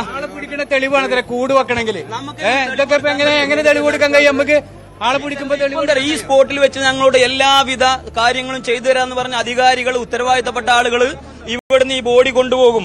അതിനുശേഷം ഈ ബോർഡ് കൊണ്ടുപോയി കഴിഞ്ഞാൽ യാതൊരുവിധ കുടുംബത്തിന്റെ പ്രയാസങ്ങൾ അകറ്റാനോ ആ കുടുംബത്തിന്റെ ബുദ്ധിമുട്ടുകൾ അകറ്റാനോ അധികാരി വർഗ്ഗങ്ങൾ ആരും തിരിഞ്ഞു നോക്കാറില്ല.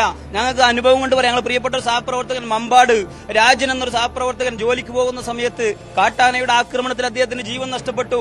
ആ ജീവൻ നഷ്ടപ്പെട്ട സമയത്ത് 5 ലക്ഷം രൂപയാണ് നഷ്ടപരിഹാരം കൊടുത്തത്. 5ഉം 10ഉം കിട്ടിയ ഒരു കുടുംബത്തിന്റെ പ്രയാസം തീരോ? ബാക്കി 5 ഇന്നേ വരെ കൊടുത്തിട്ടില്ല. അതും ഞങ്ങൾ തൊഴിലാളികൾ പ്രതിഷേധം നടത്തിയതിന്റെ ഭാഗമായി ഒരു കാരണവശാലും ഇത്തരത്തിൽ ഇത് മുന്നോട്ട് പോകാൻ അനുവദിക്കില്ല. മൃതദേഹം ഇവിടുന്ന് കൊണ്ടുപോകണം എന്താണ് നിങ്ങൾ ഉന്നയിക്കുന്നത്? മൃതദേഹം കൊണ്ടുപോകണം. ഉത്തരവാദിത്തപ്പെട്ട ആളുകൾ, ഈ പ്രദേശത്തുള്ള ആളുകൾക്ക്, ഞങ്ങൾ ടാപ്പിംഗ് തൊഴിലാളികൾക്ക് കൃത്യമായിട്ടുള്ള കാര്യങ്ങൾ ഉറപ്പു തരണം. കടുവയെ പിടികൂടാൻ നടപടി തുടങ്ങിയതായി വനമന്ത്രി AK ശശീന്ദ്രൻ വ്യക്തമാക്കി. കടുവയെ വെടിവെച്ച് പിടികൂടും. മുത്തങ്ങയിൽ നിന്നും കുങ്കിയാനകളെത്തും. പ്രദേശത്ത് ജാഗ്രത പാലിക്കാനും തുടർ നടപടികൾ സ്വീകരിക്കാനും വനവകുപ്പ് ഉദ്യോഗസ്ഥർക്ക് നിർദ്ദേശം നൽകിയതായും മന്ത്രി വ്യക്തമാക്കി. അവർക്കുള്ള സഹായധനം കഴിയുന്നതും ഇന്ന് തന്നെ എത്തിക്കാനും, ഇല്ലെങ്കിൽ നാളെ തന്നെ. കാരണം ഇന്നിപ്പോൾ ഇവരെല്ലാം ഉദ്യോഗസ്ഥന്മാരൊക്കെ അവിടെ ആയതുകൊണ്ട് ഓഫീസിൽ കൊടുക്കണമെങ്കിൽ ബാങ്ക് അക്കൗണ്ടിലേക്കാണല്ലോ കൊടുക്കാൻ കഴിയുക. അത് ചെയ്യുന്ന നടപടി സ്വീകരിച്ചിട്ടുണ്ട്. മറ്റ് സംസ്കാര ചടങ്ങുകൾക്കുള്ള സഹായവും ചെയ്യാൻ വേണ്ടി നിർദ്ദേശിച്ചിട്ടുണ്ട്. CV അനുമോദ് വിവരങ്ങൾ പങ്കുവെക്കും. അനുമോദ്, മന്ത്രിയുടെ പ്രസ്താവനയാണ് ഏറ്റവും ഒടുവിൽ വന്നത്. അതിൽ പറയുന്നത് കടുവയെ വെടിവെച്ച് പിടികൂടും എന്നുള്ളതാണ്. ഈ പ്രദേശം, ഈ കടുവയുടെ ആക്രമണം സ്ഥിരമായുള്ള ഒരു പ്രദേശമാണോ? മറ്റെന്തൊക്കെ വിവരങ്ങളാണ്? നാട്ടുകാരുടെ പ്രശ്നം അല്ലെങ്കിൽ രോഷം ഇപ്പോൾ എന്തെങ്കിലും തരത്തിൽ അവർക്കൊരു പരിഹാരം ഏതെങ്കിലും തരത്തിൽ നൽകുന്നുണ്ടോ?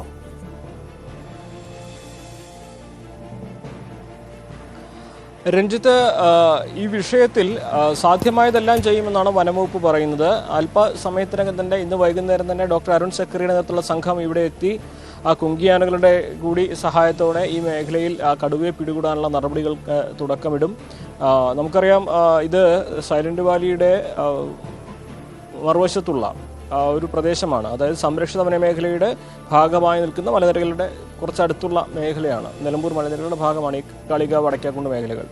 അവിടെ മുൻപും ഈ കടുവയടക്കമുള്ള വന്യജീവികളുടെ സാന്നിധ്യം കണ്ടിട്ടുണ്ട്. അന്നൊക്കെ പ്രദേശവാസികൾ പരാതികളുമായി സമീപിച്ചിട്ടുണ്ട്. പക്ഷേ അപ്പോഴൊക്കെ ഈ പ്രശ്നത്തിനൊരു ശാശ്വത പരിഹാരം ഉണ്ടാക്കാൻ ആർക്കും കഴിഞ്ഞിട്ടില്ല എന്നുള്ളതാണ് ദുഃഖകരമായ വസ്തുത. അതിനിന്നിപ്പോൾ ഒരു ടാപ്പിംഗ് തൊഴിലാളിയുടെ ജീവൻ നഷ്ടപ്പെടേണ്ട സാഹചര്യം വരെ അത് തീർത്തിരിക്കുന്നു. വലിയ പ്രതിഷേധം ഇതുമായി ബന്ധപ്പെട്ട് നേരത്തെ ഉയർന്നിരുന്നു. മൃതദേഹവുമായിട്ട് ആംബുലൻസ് കടത്തിവിടാൻ പ്രദേശവാസികൾ തയ്യാറായിരുന്നില്ല. ഒടുവിൽ നാട്ടുകാർ ഈ പ്രതിഷേധം ശ്രമിച്ചത് തന്നെ MLAയുടെ സാന്നിധ്യത്തിൽ വനംവകുപ്പ് നൽകിയ ചില ഉറപ്പുകൾ പരിഗണിച്ചാണ്. 10 ലക്ഷം രൂപ കുടുംബത്തിന് സഹായത്തിന് പുറമെ ദുരിതാശ്വാസ നിധിയിൽ നിന്നും കൂടി പണം ലഭ്യമാക്കാനുള്ള നടപടി സ്വീകരിക്കും. അതുപോലെ കുടുംബത്തിൽ ഈ ഗഫൂറിൻ്റെ കുടുംബത്തിലെ ആളുകൾക്ക് അർഹമായ രീതിയിൽ ഒരു ജോലി നൽകാനുള്ള നടപടി സ്വീകരിക്കും. നിലവിൽ താൽക്കാലിക ജോലിക്ക് ഇവിടുന്ന് വനംവകുപ്പ് ശുപാർശ ചെയ്തിട്ടുണ്ട്. അത് സ്ഥിരമാക്കാനുള്ള നടപടികൾ ആലോചിക്കും. അതോടൊപ്പം തന്നെ കടുവയെ പിടികൂടാനുള്ള നടപടികൾ, അതിൽ ഏറ്റവും പ്രധാന അരുൺ സക്കറിയുടെ നേതൃത്വത്തിൽ നടക്കുന്ന നടപടികളായിരിക്കും. ഇത് അത്ര എളുപ്പത്തിൽ നടക്കുന്നൊരു ഉദ്യമമല്ല എന്ന് നമുക്ക് കൃത്യമായിട്ട് അറിയാം. ഈ ഒരു നേരത്തെ പറഞ്ഞ നിലമ്പൂർ മലനിരകളുടെ ഭാഗമാണ്, പശ്ചിമഘട്ടത്തിൻ്റെ ഭാഗമാണ്. വളരെ ചെങ്കുത്തായ മലമ്പ്രദേശങ്ങളാണ്, കാടും പാറക്കെട്ടുകളൊക്കെ ഉള്ള സ്ഥലമാണ്. അതുകൊണ്ട് തന്നെ ഈ കടുവയ്ക്ക് ഒളിച്ചു നിൽക്കാനോ അല്ലെങ്കിൽ കടുവയ്ക്ക് സഞ്ചരിക്കാനൊക്കെ ഇഷ്ടംപോലെ മേഖലയുണ്ട്. അത്തരത്തിലുള്ള പ്രദേശവുമാണ്. കൊടും വനമാണ് ഇതിനപ്പുറത്തുള്ളത്.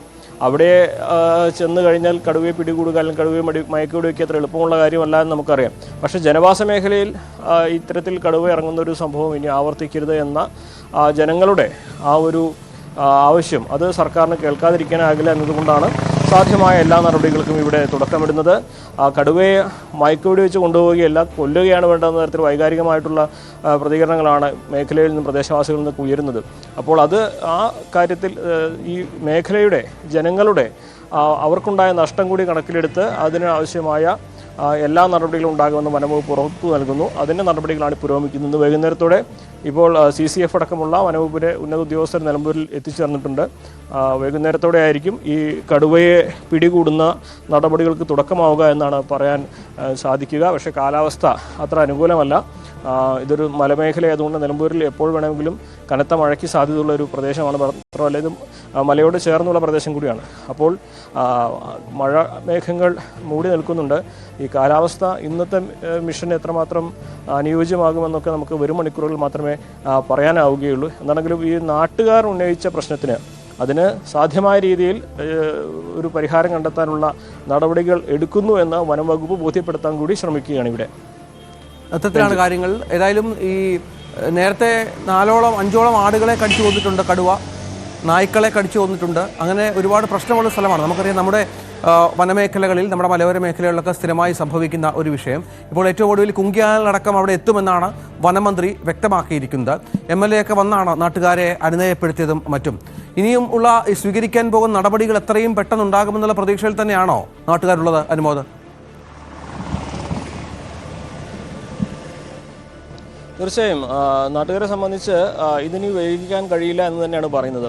3 മാസം മുൻപ് ഈ ഒരു മേഖലയ്ക്ക് അടുത്ത് കേരള എസ്റ്റേറ്റ് ഇതിനടുത്തുള്ള പ്രദേശത്ത് ഈ കടുവയെ കണ്ടിരുന്നു. കടുവയെ കണ്ടപ്പോൾ അതിൻ്റെ ദൃശ്യങ്ങളും പുറത്തു വന്നിരുന്നു. അന്ന് വനം വകുപ്പ് സ്ഥലം സന്ദർശിച്ച് മടങ്ങിപ്പോവുക മാത്രമാണ് ചെയ്തതെന്നാണ് പ്രധാനപ്പെട്ട ഒരു ആക്ഷേപം. അന്ന് ആ മേഖലയിൽ ഒരു കൂട് വയ്ക്കാനോ അല്ലെങ്കിൽ അതിനെ പിടികൂടാനോ നടപടികൾ സ്വീകരിച്ചില്ല എന്ന ഗുരുതരമായൊരു പരാതിയാണ്, ആക്ഷേപമാണ് ഉന്നയിക്കുന്നത്. അന്ന് അത് ചെയ്തിരുന്നെങ്കിൽ ഒരുപക്ഷെ ഇന്നത്തെ ഈ ഒരു സംഭവം ഒഴിവാക്കാമായിരുന്നു എന്ന് അവർ പറയുന്നു. അപ്പോൾ ഇവിടെ വെല്ലുവിളികൾ ഒട്ടനേകമുണ്ട് എന്നുള്ളത് ഒരു യാഥാർത്ഥ്യമാണ്. ഒന്ന്, ഈ ഒരു മേഖല ടെറൈൻ, അതിൻ്റെ ജോഗ്രഫിക്കൽ ആയിട്ടുള്ള പ്രത്യേകതകളുണ്ട്. നേരത്തെ പറഞ്ഞതുപോലെ ഇത് പശ്ചിമഘട്ടത്തിൻ്റെ ഭാഗമായിട്ടുള്ള സൈലന്റ് വാലി മലനിരകളുടെ മറുവശമാണ്, പടിഞ്ഞാറ് വശമാണുള്ളത്, സംരക്ഷിത വനമേഖലയുടെ പടിഞ്ഞാറ് വശം. അപ്പോൾ ഈ അടയ്ക്കാക്കുണ്ട് ഈ ഒരു എസ്റ്റേറ്റ് മേഖലയ്ക്ക് അപ്പുറം കാടാണ്. ഒരുപക്ഷെ കാട്ടിനുള്ളിലേക്ക് കടന്നു ചെന്ന ഈ മിഷൻ എത്രമാത്രം നടത്താൻ കഴിയുമെന്നൊക്കെ ചോദ്യമൊക്കെ ഉയരുന്നെങ്കിൽ പോലും ജനവാസ മേഖലയിൽ കടുവയുണ്ടെങ്കിൽ അതിനെ പിടികൂടാൻ ആവശ്യമായ നടപടികൾ സർക്കാരിൻ്റെ ഭാഗത്ത് നിന്ന്, വനംവകുപ്പിൻ്റെ ഭാഗത്ത് നിന്ന് സ്വീകരിക്കുന്നുണ്ടെന്ന് ഉറപ്പാക്കാൻ വേണ്ടിയാണ് ഇപ്പോഴത്തെ ഈ നീക്കങ്ങളൊക്കെ.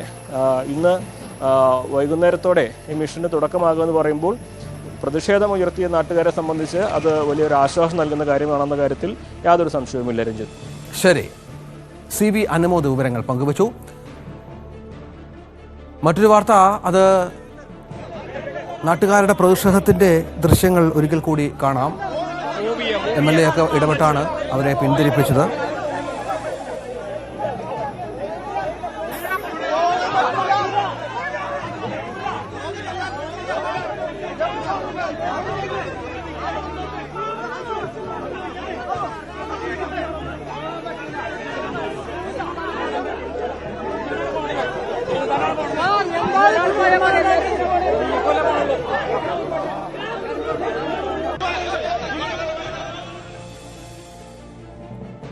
നെടുമ്പാശ്ശേരിയിലുണ്ടായ മറ്റൊരു ദാരുണ സംഭവത്തിലേക്കാണ്. ഈ നെടുമ്പാശ്ശേരിയിൽ യുവാവിനെ കാറിടിച്ച് കൊലപ്പെടുത്തിയത് CISF ഉദ്യോഗസ്ഥർ എന്ന് വ്യക്തമായിരിക്കുന്നു. ഇവർ കസ്റ്റഡിയിലായിരിക്കുന്നു. ഇവരെ സർവീസിൽ നിന്ന് പുറത്താക്കി എന്നുള്ള വിവരങ്ങളടക്കം പുറത്തു വരുന്നുണ്ട്. അങ്കമാലി തുറവൂർ സ്വദേശി ഐവിൻ ജിജോയാണ് കൊല്ലപ്പെട്ടത്. ആദ്യം അപകട മരണമെന്ന് കരുതിയെങ്കിലും CCTV ദൃശ്യങ്ങളടക്കം പുറത്തു വന്നതാണ് കേസിൽ ഏറെ നിർണായകമായതും.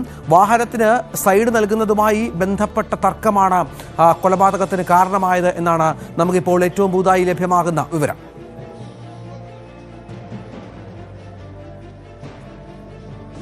നമ്മൾ ഈ സംഭവം ഇന്നലെ നൈറ്റ് സംഭവം നടന്നിട്ടുണ്ട്. അപ്പോൾ സംഭവം നടന്നതിന് ശേഷം നമ്മൾ കൃത്യമായിട്ട് അതിനുമായിട്ടുള്ള തെളിവുകളൊക്കെ കണ്ടെത്തിയിട്ടുണ്ട്.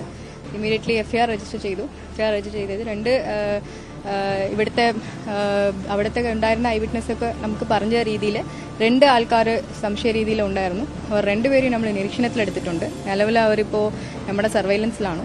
അപ്പോൾ അതല്ലാതെ ബാക്കി ഇപ്പോൾ തെളിവുകളൊക്കെ കളക്ട് ചെയ്തുകൊണ്ടിരിക്കും. അത് നമ്മൾ വെരിഫൈ ചെയ്യണം. അവർ CISF കൊല്ലപ്പെട്ട യുവാവ് ഇതെല്ലാം വീഡിയോ ദൃശ്യങ്ങൾ പകർത്തി മൊബൈൽ പകർത്തി അത്തരത്തിൽ വിവരമുണ്ടോ നമുക്ക്? നമുക്ക് അങ്ങനെ കുറച്ച് എവിഡൻസുകളൊക്കെ കിട്ടിയിട്ടുണ്ട്. അത് വെരിഫൈ ചെയ്തുകൊണ്ടിരിക്കുകയാണ്. ഇവിടുത്തെ CISFന്റെ SIയും അവിടുത്തെ ഒരു കമ്പനീന്റെ റൈറ്ററായിട്ടുള്ള ഒരു പോലീസ് കോൺസ്റ്റബിളാണ്. അപ്പോൾ ഇവരുടെ നേറ്റീവ് സ്ഥലങ്ങളൊക്കെ ബീഹാറിന് പറഞ്ഞ് നമുക്ക് ഇൻഫർമേഷൻ കിട്ടിയതാണ്. അപ്പോൾ ബാക്കി കാര്യങ്ങൾ നമ്മൾ CASFോട് അവരുടെ ബേസിക് ഡീറ്റെയിൽസും അവരുടെ കാര്യങ്ങൾ എടുത്ത് നമുക്കതിന് വ്യക്തമായിട്ടില്ല. അപ്പോൾ ഇവരുടെ ബേസിക് ഡീറ്റെയിൽസ് കളക്ട് ചെയ്യും.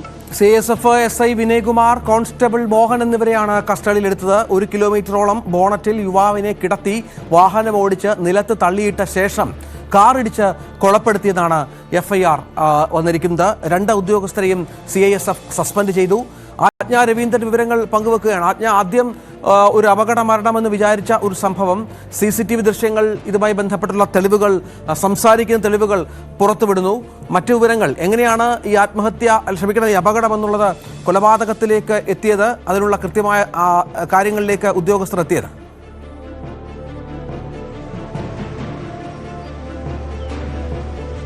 രഞ്ജിത്ത്, ഇവർ തമ്മിലുണ്ടായ, അതായത് വാഹനം കടന്നു പോകുന്നതുമായി ബന്ധപ്പെട്ടുള്ള സൈഡ് നൽകാത്തതുമായി ബന്ധപ്പെട്ടുള്ള തർക്കമാണ് ഒടുവിൽ ഈ ഒരു വലിയ ഐവിൻ ജിജോയ് എന്ന് പറയുന്ന ഈ ഒരു ചെറുപ്പക്കാരനെ കൊലപ്പെടുത്തുന്നതുമായി അത്തരം ഒരു സംഭവത്തിലേക്ക് എത്തി നിൽക്കുന്നത്. അങ്ങനെയാണ് ഈ തർക്കം നടന്നുകൊണ്ടിരിക്കുന്ന സമയത്ത് തന്നെ, തർക്കിച്ചുകൊണ്ടിരിക്കുന്ന സമയത്ത് തന്നെയാണ് ഇവർ വണ്ടി എടുക്കുന്നത്. വാഹനം സ്റ്റാർട്ട് ചെയ്യുകയും ഈ ബോണറ്റിലിരുത്തി ഈ ഐവിനെ കൊണ്ട് 1.5 കിലോമീറ്റർ ദൂരത്താണ് ഇവർ വണ്ടി ഓടിച്ചത്. അതിനുശേഷം വണ്ടി നിർത്തി ഐവിൻ റോഡിൽ തെറിച്ചു വീഴുന്ന ഒരു സാഹചര്യമുണ്ടായി. അതിനുശേഷം വണ്ടി അയാളുടെ ശരീരത്തിലൂടെ കയറ്റിയിറങ്ങിയാൽ ഐവിൻ ആ വണ്ടിയിൽ പിടിച്ച് തൂങ്ങിക്കിടക്കുകയും ചെയ്യുന്ന സാഹചര്യം ഉണ്ടായി. കാരണം ശരീരത്തിന് ഒരു ഭാഗം മുഴുവൻ തകർന്നു പോയിരുന്നു. അയാളെ ആംബുലൻസിന്റെ സഹായമില്ലാതെ ഹോസ്പിറ്റലിൽ എത്തിക്കാൻ പറ്റുന്ന സാഹചര്യമായിരുന്നില്ല. കാരണം മറ്റു വാഹനങ്ങൾ അവിടെ ഉണ്ടായിരുന്നിട്ട് പോലും നാട്ടുകാരാണ് ഈ വണ്ടി തടഞ്ഞു നിർത്തിയതും ഇവരെ ഈ കൂട്ടത്തിൽ ഒരാളെ മർദ്ദിക്കുകയും ചെയ്തിരുന്നു. വിനയ്കുമാർ അയാളെ മർദ്ദിക്കുകയും ചെയ്ത് മോഹൻകുമാർ എന്ന് പറയുന്ന ബീഹാർ സ്വദേശിയായിരുന്നു ആദ്യം പോലീസ് കസ്റ്റഡിയിലെടുത്തത്. അതേസമയം ഇയാൾ ആശുപത്രിയിലാണ്. വിനയ്കുമാർ എന്ന് പറയുന്ന ബീഹാർ സ്വദേശി SI ആണ്, അയാൾ ആശുപത്രിയിലുമാണ്. ഈ 2 പേരെയും പോലീസ് കസ്റ്റഡിയിലെടുത്തിട്ടുണ്ട്. അറസ്റ്റ് രേഖപ്പെടുത്തിയിട്ടില്ല എന്നാണ് ഇതുവരെ ലഭിക്കുന്ന വിവരമെന്നാണ്. അതേസമയം CASF ഈ 2 പേരെയും സസ്പെൻഡ് ചെയ്തതായി അറിയിച്ചിട്ടുണ്ട്.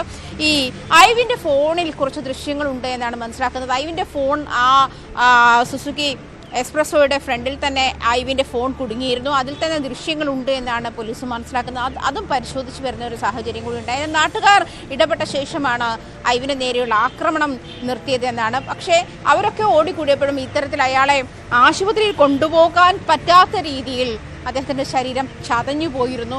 ആശുപത്രിയിൽ എത്തിച്ച് 10 മിനിറ്റിനുള്ളിൽ ഐവിൻ മരിക്കുകയും ചെയ്തിരുന്നു. ഇന്നലെ രാത്രി 10 മണിയോടുകൂടിയാണ് ഈ സംഭവം ഉണ്ടാകുന്നത്. വാക്കുതർക്കത്തെ തുടർന്നുണ്ടായി അതിന്മേലുണ്ടായ രോഷമാണ് ഇത്തരത്തിലേക്ക് നയിച്ചതെന്നാണ് കണക്കാക്കപ്പെടുന്നത്. ആ കാര്യവും പോലീസ് പരിശോധിച്ച് വരികയാണ്. ഇവർ പ്രതികൾ മദ്യപിച്ചിട്ടുണ്ടായിരുന്നു എന്നുള്ള തുടങ്ങിയ കാര്യങ്ങളൊക്കെ പരിശോധിക്കാനുണ്ട്. ഈ ഫോണിനുമായി ബന്ധപ്പെട്ടുള്ള കാര്യങ്ങൾ, CCTV ദൃശ്യങ്ങൾ, ഇതൊക്കെ പരിശോധിച്ച് വരികയാണ്. എന്തായാലും 2 ജവാന്മാരുടെ ഭാഗത്തു നിന്നും ഉണ്ടാകേണ്ട അല്ലെങ്കിൽ പ്രതീക്ഷിക്കാത്ത തരത്തിലുള്ള നീക്കമാണ് ഈ 2 ജവാന്മാരും ചെയ്തിട്ടുള്ളത് എന്നുള്ള അഭിപ്രായമാണ് MLA ആയാലും ഈ നഗരസഭാ കൗൺസിലറായാലും അവിടെ എത്തിക്കൂടിയിട്ടുള്ള ആളുകളായാലും ഒക്കെ പറയുന്നത് അത്തരത്തിൽ തന്നെയാണ്. കാരണം നമ്മൾ ജവാന്മാരെന്ന് പറയുന്ന ആളുകൾക്ക് കൊടുക്കുന്ന റെസ്പെക്ട് ഈ ആളുകൾ അവർക്കത് അർഹിക്കുന്നില്ല എന്നുള്ള തരത്തിലുള്ള, കാരണം ധാർമ്മിക രോഷമാണ്. അത് അല്പസമയത്തിനുള്ളിൽ മാറുമായിരിക്കാം. അതല്ലെങ്കിൽ ഈ ഒരു തർക്കം അത് ഈഗോ ഇതിലേക്ക് മാറുകയും സംസാരിച്ചു കൊണ്ടിരുന്ന ഐവിനെ ഇടിച്ചു തെറിപ്പിച്ച് ബോണറ്റിൽ ഇട്ട് ഇത്ര ദൂരം യാത്ര ചെയ്യുകയും ചെയ്തതിലെ ഒരു ഉത്തരവാദിത്തമില്ലായ്മ സൈനികരുടെ ഭാഗത്തുനിന്നും ഉണ്ടായത് അങ്ങേയറ്റം ഖേദകരമാണ്. 2 പേരെയും സസ്പെൻഡ് ചെയ്തിട്ടുണ്ട്. ഫോറൻസിക് സംഘം എത്തി പരിശോധന നടത്തിയിട്ടുണ്ട്. ഐവിൻ എയർപോർട്ട് കേറ്ററിംഗ് വിഭാഗത്തിലെ ഉദ്യോഗസ്ഥനാണ്. ജോലി കഴിഞ്ഞ് മടങ്ങുന്ന സമയത്താണ് ഈ അപകടം, ഈ കൊലപാതകം ഉണ്ടായത്. ഈ 2 പേരും ഐവിനെ കൊലപ്പെടുത്തണമെന്ന ഉദ്ദേശത്തോടു കൂടി തന്നെയാണ് ഈ കൃത്യം ചെയ്തിട്ടുള്ള കാര്യം തന്നെയാണ് പോലീസ് വ്യക്തമാക്കുന്നത്. കാരണം 1.5 കിലോമീറ്ററൊക്കെ ഒരു ചെറുപ്പക്കാരനെ വണ്ടിയുടെ ബോണറ്റിൽ തൂക്കിയെടുത്തുകൊണ്ട് പോവുക, ബ്രേക്ക് ചെയ്യുമ്പോൾ അയാൾ തെറിച്ച് വീഴുകയും ബോണറ്റിൽ തൂങ്ങിക്കിടന്ന് വണ്ടിയുടെ അടിയിലേക്ക് കയറി ചതഞ്ഞറിഞ്ഞു പോകുകയും ചെയ്യുന്നൊരു സാഹചര്യം എന്ന് പറയുന്നത് അതിൽ മനഃപൂർവ്വമുള്ള നരഹത്യ തന്നെയാണ്. കൂടുതൽ വിശദാംശങ്ങൾ പോലീസ് കളക്ട് ചെയ്ത് വരുന്നതേ ഉള്ളൂ. എന്തായാലും ഈ FIR ഇട്ടതിൽ കൊലപാതകം എന്ന് തന്നെയാണ് പോലീസ് FIR രജിസ്റ്റർ ചെയ്തിരിക്കുന്നത്. അങ്ങനെയാണ്. നടപടിക്രമങ്ങൾ ഇനിയും പൂർത്തിയാക്കാനുണ്ട്. കാരണം CSF ആണ്, അവർക്ക് അവരുടേതായ നടപടിക്രമങ്ങളുണ്ട്. ആ ഒരു തരത്തിൽ നടപടിക്രമങ്ങൾ ഇനിയും പൂർത്തിയാക്കാനുണ്ട് എന്ന് തന്നെയാണ് Aluva rural SP M Hemalatha അറിയിച്ചിരിക്കുന്നത്. അങ്ങനെയാണ് അവർ പറഞ്ഞതനുസരിച്ചിട്ട് ഈ 2 പേരും തമ്മിലുള്ള തർക്കമാണ് ഇതിലേക്ക് നയിച്ചതെന്നാണ് മനസ്സിലാക്കുന്നത്. അത് ഇനിയും പ്രതികളെ ചോദ്യം ചെയ്യേണ്ടുന്ന സാഹചര്യമുണ്ട്. അതുപോലെ തന്നെ ഇവർ മദ്യപിച്ചിട്ടുണ്ടോ എന്ന് മനസ്സിലാക്കേണ്ടുന്ന സാഹചര്യമുണ്ട്. ഇത്തരം കാര്യങ്ങളൊക്കെ ഇനിയും ബാക്കിയാവുന്നുണ്ട്. എന്തായാലും ഈ രണ്ടുപേരും CSF സസ്പെൻഡ് ചെയ്തിട്ടുണ്ട് എന്നാണ് അവസാനം അറിയുന്നത്. രഞ്ജിത്ത്, ഈ ആജ്ഞ മറ്റൊരു സംശയം, ഇവരെ നേരത്തെ ക്രിമിനൽ പശ്ചാത്തലമൊക്കെയുള്ള ഉദ്യോഗസ്ഥരാണോ? ഇവരെ ഇപ്പോൾ രണ്ടുപേരെ സസ്പെൻഡ് ചെയ്തിട്ടുണ്ട്. വളരെ പെട്ടെന്ന് അന്വേഷണ റിപ്പോർട്ട് വന്നപ്പോൾ തന്നെ ഇങ്ങനെ ഒരു പ്രവൃത്തിയിലേക്ക്, അതായത് ഒരാളെ ഇടിച്ച് ഇങ്ങനെ അതിക്രൂരമായി കൊലപ്പെടുത്തുക, അതും കേവലം ഒരു തർക്കത്തിൻ്റെ പേരിൽ എന്നുള്ളത് അത്തരമൊരു മനോഭാവമുള്ള ആളുകൾക്ക് മാത്രം പറ്റുന്ന ഒരു സംഗതിയാണ്. ഇവർ CISF ഉദ്യോഗസ്ഥരാണ്, ഉത്തരവാദിത്തപ്പെട്ട സ്ഥാനത്തിരിക്കുന്നവരാണ്. SI അടക്കമുള്ളവർ, CISF SI അടക്കമുള്ളവർ ഇതുമായി ബന്ധപ്പെട്ട് പ്രതിയാണ് എന്ന് മനസ്സിലാക്കുന്നു. വിനയകുമാർ SIയും CISF SIയും വിനയകുമാർ മോഹൻ എന്ന കോൺസ്റ്റബിളും എന്നിവർ പ്രതിയായിരിക്കുന്നു. അപ്പോൾ ഇങ്ങനെ ഒരു പ്രവൃത്തി ചെയ്യണമെങ്കിൽ 1 കിലോമീറ്ററോളമൊക്കെ ബോണറ്റിൽ യുവാവിനെ കിടത്തി വാഹനമോടിച്ച് നിലത്ത് തള്ളിയിട്ട് കാറിടിച്ച് കൊലപ്പെടുത്തുകയൊക്കെ വേണമെങ്കിൽ അത്തരമൊരു ക്രിമിനൽ പശ്ചാത്തലവും ഒരു ക്രിമിനൽ മനസ്സുമൊക്കെ ആളുകളായിരിക്കണം. അത്തരം എന്തെങ്കിലും ഉള്ള ആളുകളാണോ, അതോ മദ്യലഹരിയിലോ മറ്റോ പെട്ടെന്ന് തോന്നിയതുകൊണ്ട് ചെയ്തതാണോ? എന്താണ് പോലീസിന്റെ ഒരു കൃത്യമായ FIR വിശദീകരണവും മറ്റും?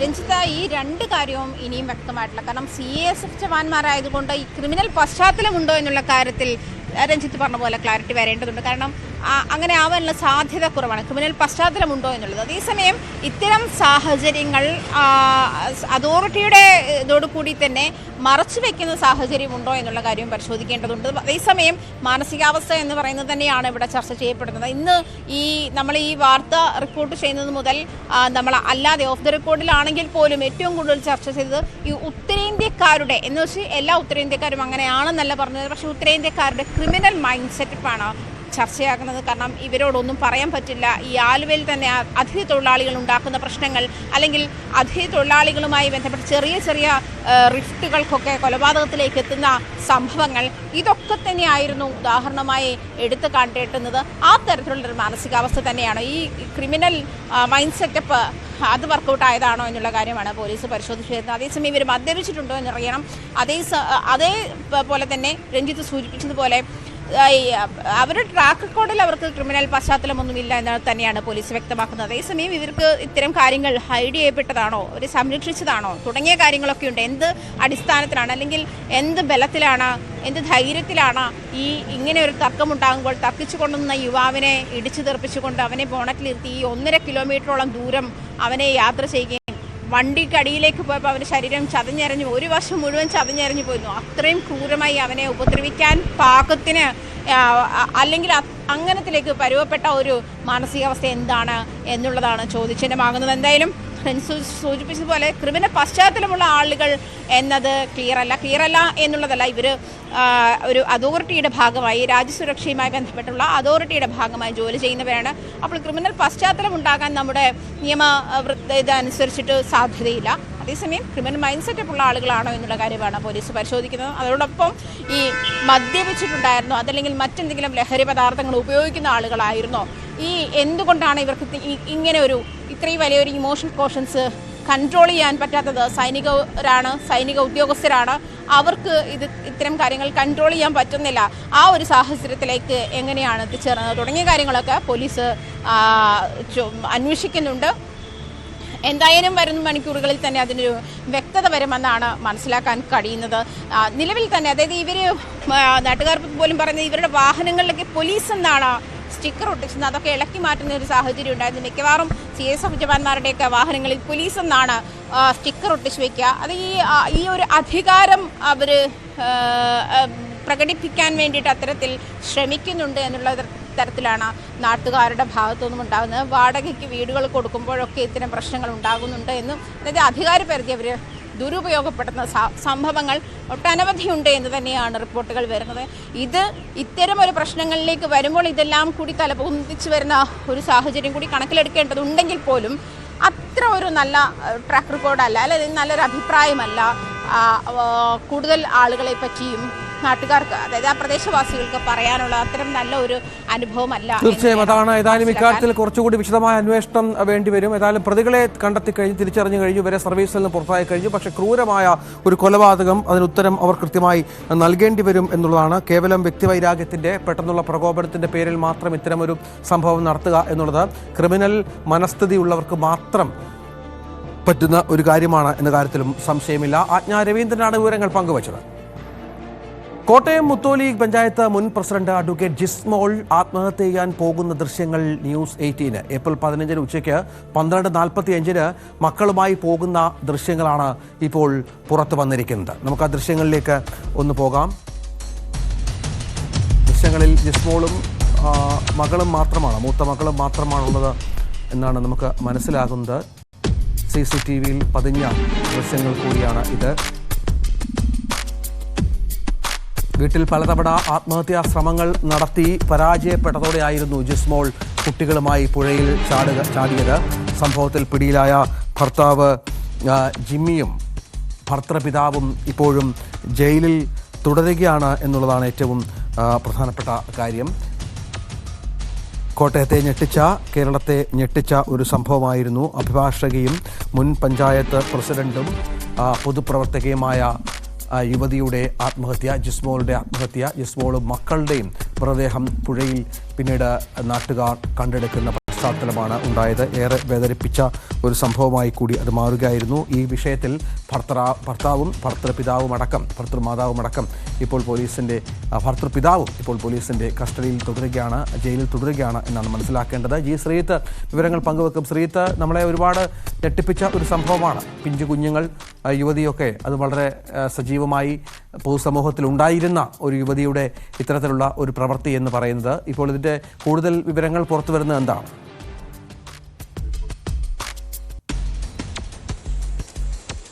രഞ്ജിത്ത്, ഒരു മുൻ പഞ്ചായത്ത് പ്രസിഡന്റ്, ഒപ്പം തന്നെ ഹൈക്കോടതി അഭിഭാഷക, അങ്ങനെ വളരെ സജീവമായി നിന്നിരുന്ന ഒരാളുടെ പെട്ടെന്നുള്ള ആത്മഹത്യ എന്നുള്ള ചോദ്യമായിരുന്നു ആദ്യഘട്ടത്തിൽ ഉണ്ടായിരുന്നത്. കുടുംബത്തിനെതിരെ കാര്യമായ പരാതി ആദ്യഘട്ടത്തിൽ ഉയർന്നു വന്നില്ലെങ്കിലും ഈ ജിസ്മോളുടെ കുടുംബം, വിദേശത്തുള്ള പിതാവും സഹോദരനും ഒക്കെ എത്തിയതോടെയാണ് ഈ ജിസ്മോളുടെ ഭർത്തൃഗൃഹത്തിനെതിരെ, ഭർത്താവിനെതിരെ, ഭർത്തൃമാതാവിനെതിരെ, സഹോദരിക്കെതിരെ, ഭർത്തൃപിതാവിനെതിരെ, ഇത്രയും പേർക്കെതിരെ ആരോപണങ്ങൾ ഉയർന്നു വന്നത്. എന്തായാലും കഴിഞ്ഞ ഏപ്രിൽ 15 ഏതാണ്ട് ഈ സമയത്തോടെയാണ് ജിസ്മോളുടെ ഒക്കെ മൃതദേഹം ഈ പുഴയിൽ, മൃതദേഹമല്ല, ഇവരൊഴുകി വരുന്ന കാഴ്ച കണ്ടത്. തുടർന്ന് വളരെ വേഗത്തിൽ സ്വകാര്യ ആശുപത്രിയിൽ എത്തിച്ചെങ്കിലും മരണം സ്ഥിരീകരിക്കുകയായിരുന്നു. അന്ന് പലതരത്തിൽ ഉള്ള ആശങ്കകൾ ഉണ്ടായിരുന്നു. ഇവരെങ്ങനെയാണ് ഇവിടെ എത്തിയത് എന്നതടക്കമുള്ള കാര്യങ്ങൾ. സ്കൂട്ടറിലെത്തി ചാടി എന്നുള്ളതായിരുന്നു വാർത്ത. പക്ഷെ കുടുംബം പിന്നീട് പല സംശയങ്ങളും പ്രകടിപ്പിച്ചു. പ്രത്യേകിച്ച് ജിസ്മോൾ അങ്ങനെ ആത്മഹത്യ ചെയ്യില്ല എന്ന അവരുടെ വിശ്വാസം അവർ പങ്കുവയ്ക്കുകയും ചെയ്തിരുന്നു. പക്ഷേ ഈ CCTV പ്രകാരം ഈ ജിസ്മോളും മക്കളും പോകുന്നതാണ്. രഞ്ജിത്ത് നേരത്തെ ചൂണ്ടിക്കാണിച്ചതുപോലെ നമുക്ക് ദൃശ്യങ്ങളിൽ അത്രയധികം വ്യക്തമല്ല. ഇളയ കുഞ്ഞ്, ഏതാണ്ട് 1 വയസ്സ് മാത്രം പ്രായമുള്ള നോറ, അതിനെ ദൃശ്യങ്ങൾ അത്ര വ്യക്തമല്ല. പോലീസ് നടത്തിയ അന്വേഷണത്തിൽ പിന്നീട് പല CCTVകളൊക്കെ പരിശോധിച്ചതിൽ ഈ സ്കൂട്ടറിന്റെ മുൻഭാഗത്തെ പ്ലാറ്റ്ഫോമിൽ, അതായത് ഇളയമോൾ നിൽക്കുന്നുണ്ട്, അതിന്റെ മുന്നിൽ തന്നെ കുഞ്ഞുകുട്ടി തറയിലായി ഉണ്ട് എന്നുള്ളതാണ്. അതായത് ഈ കുഞ്ഞുകുട്ടിക്കൊക്കെ വിഷം കൊടുത്ത ശേഷമാണ് ഈ അവിടെ നിന്ന് മരിക്കാതെ വന്നതോടുകൂടിയാണ് ഇങ്ങനെ ആറ്റിൽ ചാടുന്ന സ്ഥിതി ഉണ്ടായത്. പക്ഷേ ഇത് കഴിച്ചപ്പോൾ തന്നെ ആ കുട്ടിക്ക് തളർച്ച വന്നിട്ടുണ്ടാകും. ഒന്നാമത്തെ ഒരു പ്രധാനപ്പെട്ട കാര്യം, ഈ കുഞ്ഞ് എണീറ്റ് നിൽക്കാൻ തുടങ്ങിയിട്ട്, പതുക്കെ പിടിച്ച് നിൽക്കാൻ തുടങ്ങിയിട്ട് 3 ദിവസമായതേ ഉള്ളൂ. ആ സമയത്താണ് ഇങ്ങനെയൊരു ക്രൂരതയിലേക്ക്, ഇങ്ങനൊരു ഇതിലേക്കൊക്കെ ഈ ജിസ്മോളൊക്കെ പോയത്. അതുകൊണ്ട് തന്നെ ആ കുട്ടി അല്ലെങ്കിൽ തന്നെ സ്കൂട്ടറിൽ പിടിച്ചു നിൽക്കാൻ കഴിയില്ല. ഇനിയിപ്പോൾ ഇതൊക്കെ കഴിച്ചത് കൊണ്ടാകാം ഒരുപക്ഷെ ഇരിക്കുന്നു എന്നുള്ള നിഗമനമാണ് പോലീസിനെ സംബന്ധിച്ചുള്ളത്. മറ്റു പല CCTVകളും കുറച്ചുകൂടെ വ്യക്തമായിട്ടുള്ളത് അവർക്ക് കിട്ടിയിട്ടുണ്ടെന്നാണ് പോലീസ് പറയുന്നത്. എന്തായാലും ഒരു കാര്യം ഉറപ്പാണ്, ഈ മരണം ഈ മുങ്ങി മരണമാണ് എന്ന് പോസ്റ്റ്മോർട്ടം പരിശോധനയിലും കണ്ടെത്തുന്ന സാഹചര്യമാണ് പിന്നീട് ഉണ്ടായിട്ടുള്ളത്. എന്തായാലും ഇത് എങ്ങനെയാണ്, ജിസ്മോൾ എങ്ങനെ ഇവിടെ എത്തി, എങ്ങനെ പുഴയിൽ ചാടി എന്നുള്ളത് സംബന്ധിച്ചുള്ള സൂചനകൾ, ഒരു വ്യക്തതകൾ ഉണ്ടാകുന്നു. ഏതാണ്ട് 12:45 ജിസ്മോൾ പോകുന്നത്. അതിനുശേഷം ഏതാണ്ട് 2 മണിയോടുകൂടിയാണ് ഇവരെ പുഴയിൽ കാണുന്നു എന്നാണ് ദൃക്സാക്ഷികളുടെ മൊഴിയുള്ളത്. 1:30-2 മണിയോടുകൂടി. അതായത് അവിടെ നിന്ന് ഏതാണ്ട് ഒരുപാട് ദൂരം പോയിട്ടില്ല. വീടിന്റെ കര, മാറിയിരിക്കുന്ന കരയുടെ അങ്ങേ കരയിൽ എത്തിയ ശേഷമാണ് ഇങ്ങനൊരു ആത്മഹത്യയിലേക്ക് ജിസ്മോൾ ആഴം കൂടുതലുള്ള ഭാഗത്തെത്തിയാണ് പുഴയിലേക്ക് ചാടുന്നത്. എന്തായാലും അതിദാരുണമായ സംഭവം. 1 മാസമാകുന്നു ഈ സംഭവം ഉണ്ടായിട്ട്. ഇപ്പോഴും വേദനയോടെ കഴിയുകയാണ് കുടുംബാംഗങ്ങൾ. ഒപ്പം തന്നെ ഈ ക്രൂരതയ്ക്ക് ഒരു കാരണമായിട്ടുള്ള ഭർത്താവും ഭർത്തൃപിതാവും ജോസഫും ജിമ്മിയും ഇപ്പോൾ ജയിലിലാണ്. ഇന്നലെയാണ് ഏറ്റുമാനൂർ കോടതി ഇവരുടെ ജാമ്യാപേക്ഷ തള്ളിയത്. ഈ കുടുംബത്തിനെതിരെ മറ്റാരോപണങ്ങളുണ്ട്. ഈ ഭർത്താവിന്റെ മൂത്ത സഹോദരി, ഇവർക്കെതിരെയൊക്കെ ഗുരുതരമായ ആരോപണങ്ങളുണ്ട്. ഇവർക്കെതിരെയും തുടർ നടപടികൾ വേണമെന്ന ആവശ്യം കുടുംബം പല ഘട്ടങ്ങളായി ഉന്നയിക്കുന്നുണ്ട്. ആവശ്യമെങ്കിൽ ഹൈക്കോടതിയെ സമീപിച്ച് CBI അന്വേഷണം വേണമെന്ന ആവശ്യവുമായി മുന്നോട്ട് പോകണം എന്നൊക്കെയാണ് അവരുടെ തീരുമാനം ഉള്ളത്. എന്തായാലും ഈ ആത്മഹത്യയിലേക്ക് തള്ളിവിട്ടത് ഈ കുടുംബം തന്നെയാണ്, ഭർതൃഗൃഹത്തിലെ അംഗങ്ങൾ തന്നെയാണ് എന്ന് പോലീസ് തിരിച്ചറിഞ്ഞിട്ടുണ്ട്. അത് പ്രകാരമാണ് ഈ നടപടി എടുക്കുകയും ചെയ്തിട്ടുള്ളത്. എന്തായാലും അതിദാരുണമായ സംഭവം, വേദനിപ്പിക്കുന്ന സംഭവം, അതിന്റെ ഒരു കാഴ്ചയാണ് നമ്മൾ കാണുന്നത്. രഞ്ജിത്ത്, അത് CCTV ദൃശ്യങ്ങളിലേക്ക് ഒരിക്കൽ കൂടി ഒന്ന് പോകാം. ഇവർ ആത്മഹത്യ ചെയ്യാൻ പോകുന്ന ദൃശ്യങ്ങൾ കൂടിയാണ്. ഒരുപാട് മനോധൈര്യം വേണം ഇത്തരത്തിൽ. നമുക്കറിയാം അത്രത്തോളം പേർ അനുഭവിച്ചിട്ടുണ്ടാകും. ഈ ശ്രീത്ത് പോലീസിന്റെ അന്വേഷണം തുടരുകയാണ്. ഏതാണ്ട് കാര്യങ്ങൾ വ്യക്തമായിട്ടുണ്ട്. എന്താണ് സംഭവിച്ചത് എന്ന കാര്യത്തിലും മറ്റും അത്രത്തോളം അവർ കുടുംബത്തിൽ പ്രശ്നങ്ങൾ, പ്രയാസങ്ങൾ അനുഭവിച്ചു കാണണം. കാരണം തുടർച്ചയായി വീട്ടിൽ ആത്മഹത്യ ചെയ്യാനുള്ള ശ്രമങ്ങൾ അവർ നടത്തിയിരുന്നു. അത് പരാജയപ്പെട്ടപ്പോഴാണ് ഇത്തരത്തിലൊരു കൊടും ചെയ്തിയിലേക്ക് അവർക്ക് പോകേണ്ടി വന്നത്. അത്തരം ചോദ്യം ചെയ്യലുകളും മറ്റ് അന്വേഷണവും ഒക്കെ പോലീസിന്റെ ഭാഗത്ത് നിന്ന് ഇപ്പോഴും തുടരുന്നുണ്ടോ?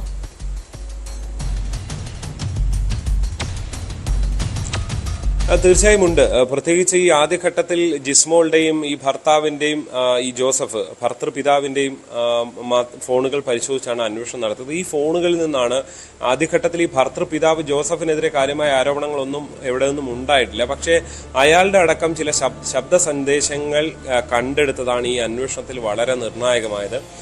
അതുകൊണ്ട് തന്നെ ആ നിലയിൽ ഇത് പരിശോധിച്ച് ഒരു തുടർ നടപടിയിലേക്കാണ് ഇവരുടെ രണ്ടുപേരുടെ അറസ്റ്റിലേക്ക് കാര്യങ്ങൾ എത്തിയിട്ടുള്ളത്. നിലവിൽ പോലീസ് ഈ മാതാവിനെയോ അല്ലെങ്കിൽ മൂത്ത സഹോദരിയോ ഒന്നും ഒഴിവാക്കിയതായി പറയുന്നില്ല. പക്ഷേ അതിനപ്പുറത്തേക്ക് അവർക്കെതിരായ തെളിവുകൾ ലഭിച്ചാൽ നടപടി എന്നുള്ളതാണ്. അതിനുവേണ്ടിയുള്ള ശ്രമങ്ങൾ നടത്തുന്നു. പ്രത്യേകിച്ച് സാധാരണ പല കേസുകളിലും ഇത്തരം കുടുംബത്തിന്റെ, ഇപ്പൊ ജിസ്മോളുടെ ആണ്, ജിസ്മോളുടെ കുടുംബത്തിന്റെ ഭാഗത്തു നിന്ന് പല ശബ്ദ തെളിവുകളൊക്കെ വരേണ്ടതാണ്. പക്ഷേ ജിസ്മോളുടെ ഒരു സ്വഭാവം അനുസരിച്ച് വീട്ടിൽ പരാതി പറയുന്ന ശീലം ജിസ്മോൾക്ക് ഇല്ലായിരുന്നു.